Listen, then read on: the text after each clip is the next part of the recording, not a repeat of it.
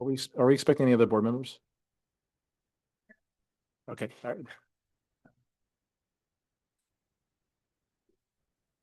So we're live on Zoom, sounds like. All right. Good evening, everyone, and welcome to the May 7th Design Review Board meeting. First item tonight, this evening is roll call. Board Member Hochler. Here. Vice Chair Rosner. Here. Chair Chong. Here. And Board Members Dorcio and Kim are absent. Thank you. Now we move to oral communications for anybody wishing to address the Design Review Board for any items that are not on this evening's agenda. If you have any items that are not, please come forward. Again, items not on this evening's agenda. Also, if you're on the Zoom call, you can use the raise hand feature at the bottom of the Zoom screen to let us know you'd like to speak, and we'll let you into the Zoom room. Chair Chong, there are no oral communications from the Zoom audience. Thank you. And staff briefing. Hi, good evening, Chair Chong and Design Review Board members. I just wanted to update you all that we did have an informational item at Town Council last night about a potential development at 1801 Tiburon Boulevard that's taking advantage of some state mandated ministerial approval processes. And so it's not something that'll come before your board, but I just wanted to make you aware of it. It is a it's a subdivision of one large parking lot into 10 parcels, 9 of which would be residential, one of which of those would be for a moderate income family. So it's just something it's to put on your radar that there are so many of these projects potentially coming forward that we won't get to have your expertise on. So I would love to sit with y'all and chat with you sometimes and learn about things. So anyways, that's it for me. All right, thank you. We move now to the consent calendar. The first item on the consent calendar is the Design Review Board minutes from April the 2nd. Is there any comments on those minutes? All right, seeing none, if there's anyone from the public that wish to comment on the minutes from April the 2nd. Also, if you're in the Zoom room, please use the Zoom, the raise hand feature. Chair Chong, there are no comments from the Zoom audience. All right, with that, is there a motion to approve the, or basically CC1 consent calendar item? I move to adopt the minutes from. A second, and all those in favor? Aye. Opposed, none, and we adopt the minutes. Moving to second item on the consent calendar, CC2 700 Hawthorne Drive. This is to the consent calendar for adopting the resolution from the last meeting. Is there anybody here that wishes to speak on this item? And we go to the Zoom room as well. Chair Chong, there are no comments from the Zoom audience. All right, moving on. Is there a motion to adopt CC2 on the consent calendar? Motion to adopt the draft resolution for 700 Hawthorne Drive. I think it would be the resolution, not the draft resolution. The resolution. Okay, all right, and is there a second? I second. And all those in favor? Aye. Aye. And opposed? None. With that, 700 Hawthorne Drive application resolution is adopted, and we move to the first and only public hearing on this evening's calendar, which is 472 Irving Court, item PH1. So the format that we use is that the applicant will have up to 20 minutes to present the application. There might be some questions from the board. We'll definitely open it up as an opportunity for anybody from the public that wishes to speak. And then we'll provide the applicant 5 additional minutes to address any of the concerns that might have been raised by the applicant. Also,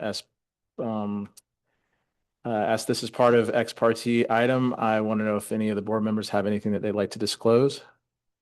I can start. I visited the site, did not speak with anybody at the site, and have nothing additional to disclose outside of that. Same. I visited the site, did not speak with anyone, and nothing to disclose. Same. All right. And with that, we are ready for the applicant. Great. Thank you. Good evening, and thank you to the board for your time this evening. We'd also like to thank staff, in particular Sam, for all of your support through this process and for taking the time to answer our questions. My name is Courtney Jacobson, and I'm the homeowner of 472 Irving Court. I'm here this evening with my husband, Alex Block, as well as our architect, Cynthia Owings. I'd like to begin by briefly discussing the background of this project as well as our goals for the home. We purchased this home earlier this year to be our long-term family home. The existing house is currently a 2-bedroom, 1,000 square foot home, and while it has great character, it will not meet the needs of our growing family in the long term. Our goal is to thoughtfully expand the home in a way that supports family life while remaining consistent with the neighborhood. This presentation will walk through the design, the constraints of the property, and the variance that we're requesting in order to make this project feasible. I'd like to start with the proposed floor plan.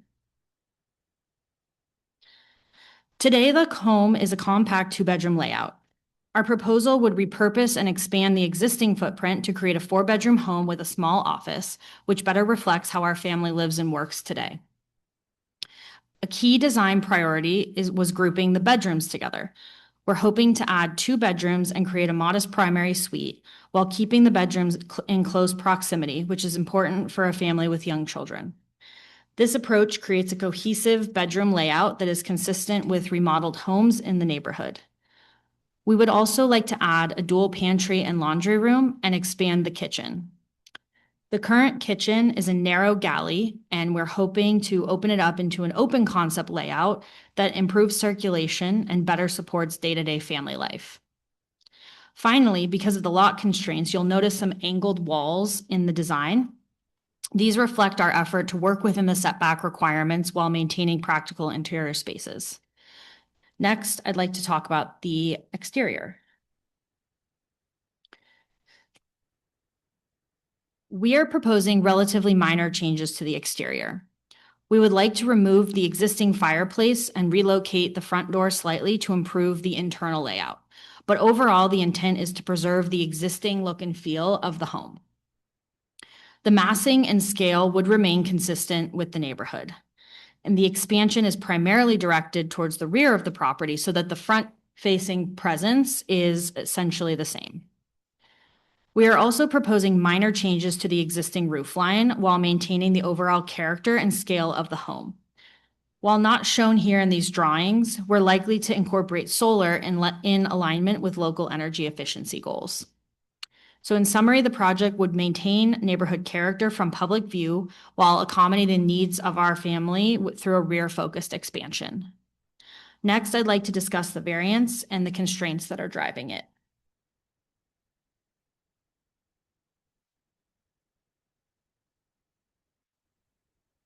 So we are requesting a limited rear setback variance of approximately 56 square feet to enable a modest single-story addition that fits the constraints of the property and meets our design goals. You can see that area shaded in dark gray. This request is really driven by the physical characteristics of the lot. The property is pie-shaped and is located at the end of a cul-de-sac, and it narrows at the front and widens towards the rear. That geometry, combined with the applicable setback requirements, makes it very difficult to expand the home at the front of the property. In addition, the home is placed off-center on the lot, which further limits expansion to one side. So in practical terms, the only viable direction to expand is towards the rear. Without the variance, we're left with a choice between a highly irregular interior space or a very different design approach. We've intentionally pursued a single-story design because we understand it is more consistent with the neighborhood's preferences and it helps minimize visual and privacy impacts compared with a 2-story alternative. Importantly, we believe this variance also results in a better overall outcome for neighboring properties. As shown here, the homes behind us are approximately 70 feet away and uphill, which creates substantial natural separation. In this case, the rear setback is not the primary driver of privacy. By contrast, strict compliance would push the design towards the side yard where it would reduce privacy between the side neighbor and require removal of mature trees that are currently providing screening between the properties. The variance therefore helps preserve privacy between the side neighbor, maintain the existing landscaping, and achieve a more typical and functional layout while remaining consistent with the scale and the character of the neighborhood. We've also worked to minimize the extent of the variance as much as possible while still achieving a reasonable design. We believe the intent of the setback requirements, maintaining separation, privacy, and neighborhood character, is fully preserved with this approach. The request is specific to the unique constraints of this lot and is not broadly applicable to other properties in the neighborhood. So based on these conditions, we believe that the required findings can be made. The property's irregular shape and off-center placement of the existing home creates special circumstances that constrain reasonable development. Granting the variance does not provide a special privilege, but instead allows a design that is consistent with other homes in the same zone. Strict application of the setback would result in practical difficulties that are not of our own making, and the limited scope of the variance will not be detrimental to neighboring properties or the public welfare. Finally, I'd like to conclude by discussing how we've engaged our neighbors through this process.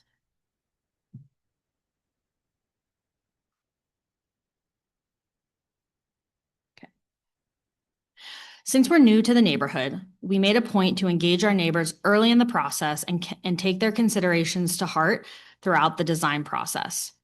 We've received support from all the adjacent neighbors along our property line, with the exception of one home that was vacant at the time and is currently for sale. The only feedback that we have received was related to exterior lighting from an uphill neighbor. In response, we are planning to reduce the number of fixtures during the building permit process. Additionally, we received a comment about the planned skylights. The intent of the skylights is to increase daylight harvesting and minimize use of electricity for lighting during the day. Per Tiburon's code, these skylights will be bronzed to minimize impacts to uphill neighbors. So in closing, thank you again very much for your time and consideration, and we really appreciate the opportunity to present, and we're happy to answer questions. Is there any questions for the applicant? No, I was going to ask about skylights and she already addressed it. I have a question. I'm not sure if you did this exercise, but I'll ask anyway. If you, regarding the setbacks and the shape of the lot, if you were to tear down the existing house and rotate the plan and align the rear with the rear setback, like running parallel, would you then run into side setback problems, or would you fit all within the setbacks? If it's okay, can my architect Sure. come up to answer the question? You're saying rotate the entire, can you go back to the? Yeah, if you have a site plan. Yeah. Yeah. Cynthia, you have Yeah, to use yeah. the, If you could just come forward and state your name, if you could. Cynthia Owings. If you took that entire and rotated it, Yeah, such that you wouldn't, you'd be back again, you'd abut the rear setback and you'd be running kind of parallel to it. right, but that would mean moving the existing house as well. Correct. And then I'm asking, Perhaps it might. But right, but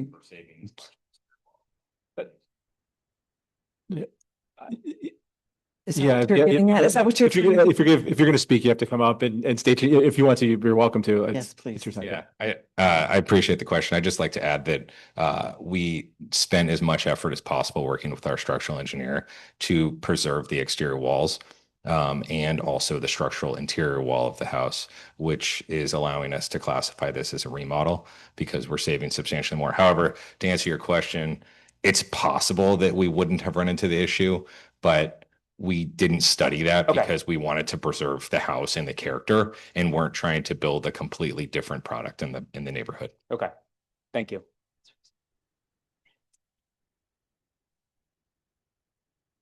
Any other questions? All right, thank you. We'll open it up to public comment. Seeing that there's nobody else here, we'll go to the Zoom call. Chair Chong, I have one hand raised. Give me just one moment. Right. And if you, whoever we're letting in, if you could state your name and address, please. I'm going to turn on the audio for, looks like Bolo Chef. And I have given them permission to speak. Hello, good evening. Can you hear me all? Yes. Okay, yes, good. Good evening. How do you do, everybody? Thank you for having me in. My name is David Shalik, and I'm the homeowner of 44 Lower North Terrace. In vicinity of the home, and the job at 472 Irving Court being proposed. Lower North Terrace looks down on the roofs of Irving Court. So a couple of things. My two things of concern are, in looking at the drawings, exterior lighting. I spoke with the homeowner about this last weekend, and the skylights. I didn't even really know about the skylights until I took another review of the drawings. And in speaking with the owner, he had mentioned they're planning on putting some in. I certainly don't want to be a hypocrite because I have a skylight on my house, but not nearly as many as what's being proposed in the drawing. And I think it's something of concern for us, and in speaking with my neighbors along Lower North Terrace, for others as well. So I just am sort of putting it out there. I do have my letter to the planning department and the design review board as well that came in. I think it's called late letter or something like that. In your folder that explains a little bit more, but I just wanted to put it out there. I think the amount of exterior lighting is heavy in the lighting plan, as well as the amount of skylights. Good. Thank you. Is there anybody else that wishes to speak on this project? Chair Chong, there are no more comments from the Zoom audience. All right, thank you. And now the applicant has up to 5 minutes to address any of the concerns that were raised. Thank you very much. Just to, restate, we have acknowledged the comments that we've received, and we're working to, minimize impacts to uphill neighbors as much as possible. Thank you. Any additional questions for the applicant? I guess mine was just kind of, how did you is what we're being presented in the application kind of where you started? Is it scaled down from a kind of a beginning plan? Just if, at least specifically as it relates to the skylights, can you kind of give us a perspective and how you came up with the quantity and size? Yeah. So specifically just to the skylights, not the Yeah, open. just the skylights. Okay, I understand. Yes. So the skylights are intended, as we shared, to maximize daylight harvesting. We work from home, and so we spend a lot of daylight hours in the home. And so, the approach was to put them in places that we would be spending a lot of time and where they would be, beneficial to the home. So I think that it's, relatively the same and probably, limited as much as possible. Okay. Yeah. Yeah, if you just go, yeah. Sorry. We record all this, so we just have. No, that's great. Thank you. I just want to also add that the two skylights on the covered patio, in addition to the skylights in those two bedrooms right there, those bedrooms are set in, and while they will have an exit window, the skylights over the covered patio and those skylights in the bedroom are intended to help provide some natural light there, which would be much more difficult to get if we didn't do those exterior skylights. So I just wanted to add that context on why those are specifically there. And, the bathroom, I think it's very common to have a skylight in the bathroom. So just wanted to provide that. Same with the hallway that's in a completely interior space that doesn't have any exterior windows. So. All right, thank you. Any additional questions before we close public comment? All right, thank you.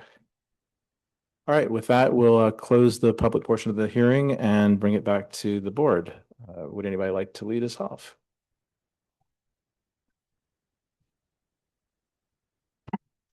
I can do it. Yes, I went by, I kind of peeked through the fence at it. The gate was locked, so I couldn't get back there after ringing the bell.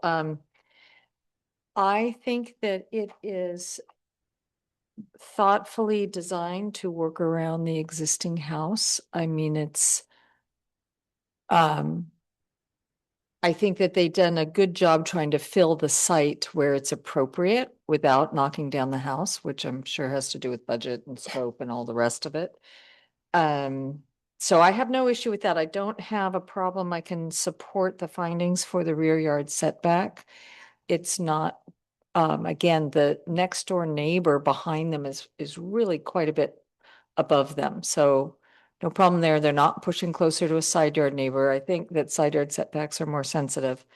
So I'm supportive of that. I do agree, and I think we probably want to come up with some sort of percentage reduction in the canned lighting exterior, which sounds like they're planning to anyway.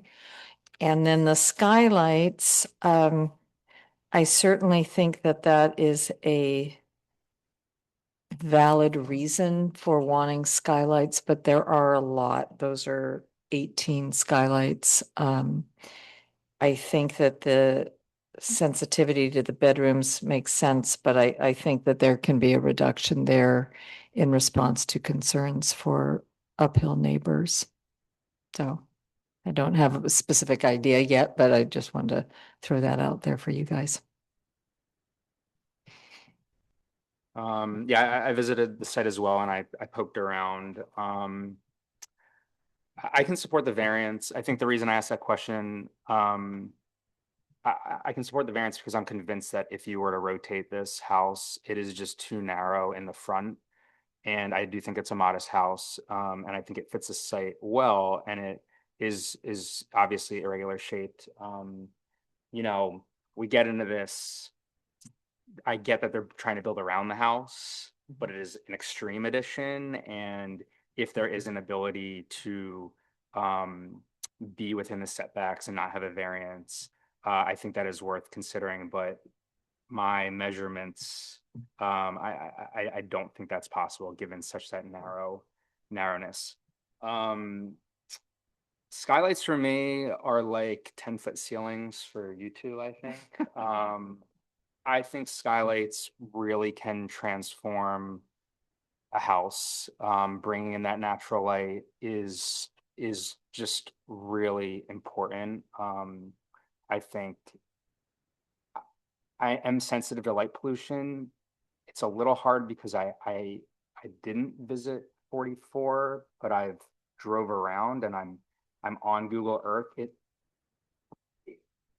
I'm questioning the impact and what that, we haven't seen the sight line, but it feels very far away with a lot of trees. And I'm not sure, a lot of these skylights are concentrated in the back of the house. So it feels a little hard to really, like, it doesn't shoot out that there's going to be so much light pollution impacting 44 North Terrace. So in absence of that, I would be in favor of keeping the skylights as is. Just knowing how I think letting in that natural light, especially the house is kind of in the flats, and I think there's a lot of stuff around. There's big help behind it. I think is important for adds a lot of value for the house. So.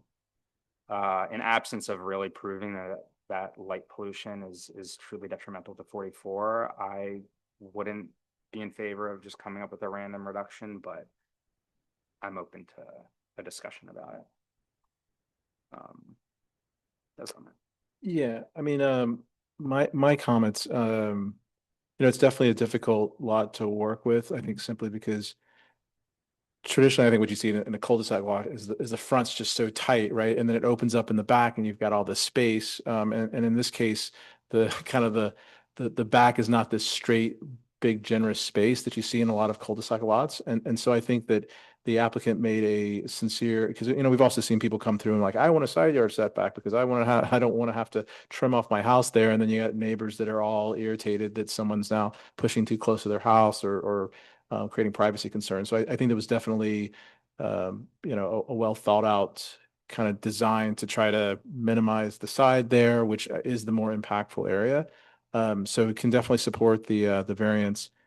You know, the skylights, I'm probably a little bit more, I think with Alex on this one, I kind of, you know, skylights can definitely ruin, like, especially if it's up closer in your view and your view is across to, you know, another view, like a city view. And then now like this light pollution is really impacting what you look out on. I don't necessarily know if that's the case. I mean, one of the things that, you know, and maybe the architect can weigh in here, but like, you know, is there a way to angle skylights? The problem is angling the natural place that you'd want to angle them away would be from the uphill neighbor, but that's not necessarily the one that's coming in. It's more of like a side, so you can't really angle it two different ways. So I don't really know if that solves the concern for the neighbor if you just, you know, angle them more to the front and still allow for the same amount of, you know, these skylights could also be a lot bigger, right? Like, you know, the applicant could have come with huge skylights and then we would have been like, you know, if we want to see a 25% reduction and then come back with something like this and been like, okay, that's much better, right? I don't think they're necessarily egregious. Again, it's my opinion, it's all, but I do think maybe there's some reduction in can lighting that it seems like the applicant was open to. I think we just want to be very specific about what we specified so that if it was like a condition of approval or something, or additional condition on the draft resolution. Sure. Let me, maybe I'll ask you, like, when you were kind of contemplating a reduction, is there, what you were thinking was like a certain, like, one that was bothering you? Was it a certain, like, was it a size? Was it a percentage reduction where we give the applicant some leniency of where they want to pull it out of? What was? I wouldn't want them to remove the tucked back bedroom ones because I understand that they're gonna be hard pressed to get some light in there. So I think those are great. I mean, I think that they're thoughtfully placed. Are those also, I think those are little light wells also. So I think those are little tubes as well. Yeah, if they have some sort of I think that the owner had said some sort of kind of bronzing on the glass. Is that right, Sam? The code does require that they're tinted or bronzed. Right. So they would Okay. have to comply with that. It doesn't say how much, but it has to be tinted or bronzed to some degree. Okay, well, I don't feel super strongly about that. I'm just trying to be kind of cognizant of, you know, things that will affect the neighbors. But if we request a reduction in the lighting, if you guys feel clear that you think that that 18 plus skylights makes sense, then I'm behind it. I don't have a big, strong opinion about this. Yeah, I mean, I kind of said before, I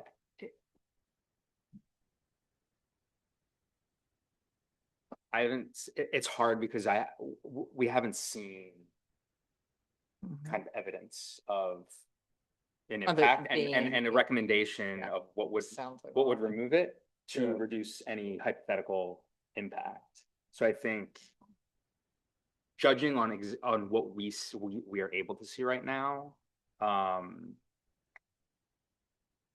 not convinced that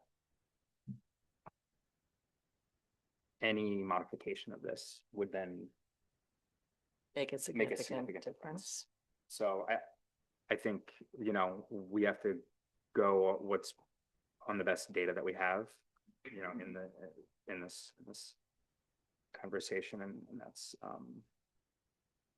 you know, what we have to do. But I think I was just going to say, if I may, the board could also consider requiring that there be shades or some type of thing in the night so that they could close off in terms of light bleed.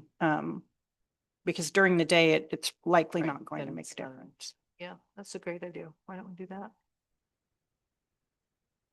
I mean, yeah, we've done it in the we've past. done in the past. Freshman, It's like, Right, so. yeah, it's like, yeah, it would like be automatic shades on timers that like Oh, boy. 3 years from now or whatever. Like what I mean, or like yeah, the enforcement of The someone. enforcement's just not, you know.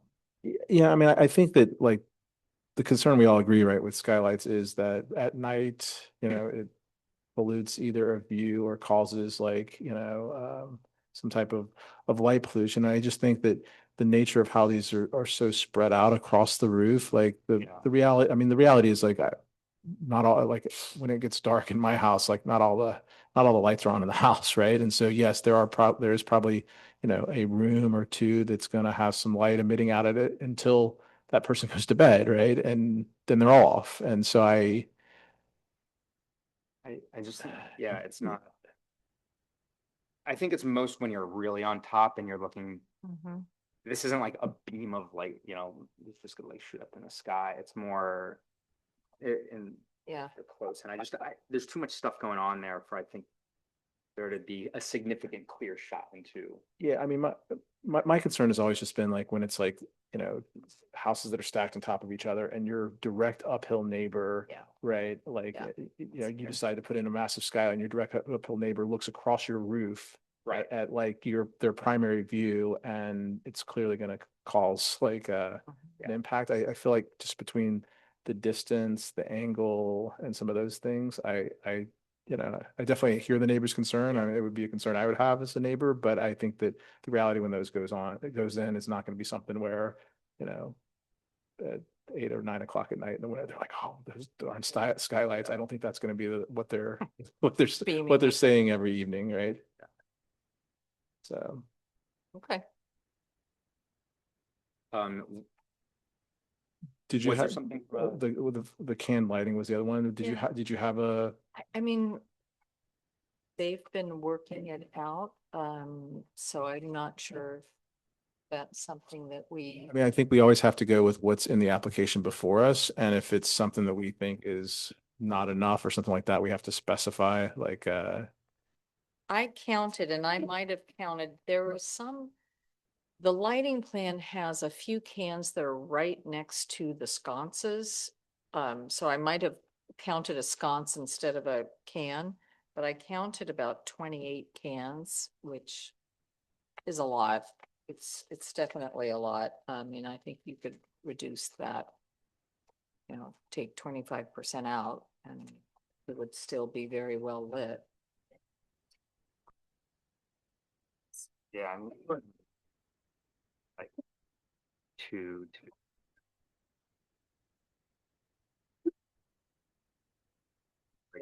Yeah, you could 1, 2, 3, 5, 6. 20% reduction is reasonable. Yeah. 20%. yeah, so if we do 20% and then just leave it up to the applicant, which ones Yeah, are there yeah, do we feel like there's ones that are way more impactful than others, or is it 20% across like whatever the applicant wants to pull out would be? I think it's a little, there's. And I just think I think there's more than they really need. Kind of all, especially on the back and this side. Directions that, the east side. You were on the Chair west. Rosner. Sorry, the plans were up against your microphone, sorry. Yeah. Yeah, so I think just saying 20% reduction is probably a good way to go and let them figure it out. So I think what we'd be looking for would be, sounds like we're kind of all in the same place. So I think we'd be looking for a motion to adopt the draft resolution with an additional condition of approval that reduces the can lighting by 20%. I make a motion to adopt the draft resolution for 472 Irving Court with a condition that the exterior lighting is reduced by 20% and the project is categorically exempt from SEQA. And do we have is that it? That's it. And do we have a second? I second. All those in favor? Aye. Aye. Opposed? None. And with that, we adopt the draft resolution. and move to the last item on this evening's agenda, which is adjournment. Thank you, everyone.